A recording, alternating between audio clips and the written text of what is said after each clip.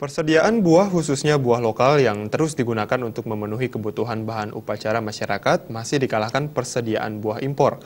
Mengatasi hal tersebut, perencanaan produksi dan konsumsi buah lokal dinilai sangat penting, yang diantaranya mencakup penanaman pohon buah lokal. Anggota DPRD Badung, Madeponda Wirawan menyatakan, menjaga kelestarian buah lokal, Dinas Pertanian diharapkan segera mengimplementasikan Perda Nomor 3 Tahun 2013. Dalam hal ini, Dinas Pertanian dapat menjalin kerjasama dengan Subak dan Desa Adat. Tak dapat dipungkiri, melestarikan keberadaan buah lokal mulai dilaksanakan di tingkat pedesaan yang menjadi peran Dinas Pertanian dan Desa Adat. Keberadaan buah lokal sebagai penunjang upakara harus dilestarikan.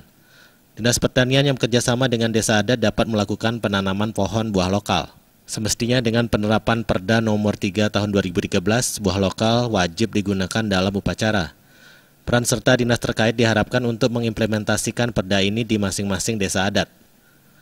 Buah lokal sejatinya komoditas yang bernilai jual tinggi dan keunikan suatu daerah. Dengan demikian sebenarnya tidak ada istilah buah lokal kalah bersaing.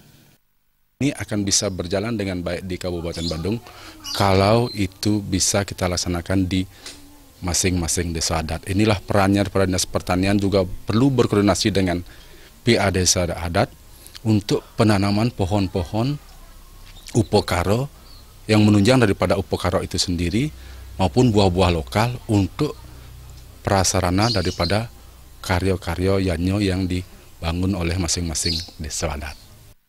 Upaya penanaman pohon buah lokal ini diharapkan mampu menjaga tingkat pasokan buah lokal untuk mengantisipasi lonjakan permintaan. Selain itu, upaya tersebut diyakini berkontribusi terhadap pelestarian buah lokal di Bali. Agung Ria, Bali TV.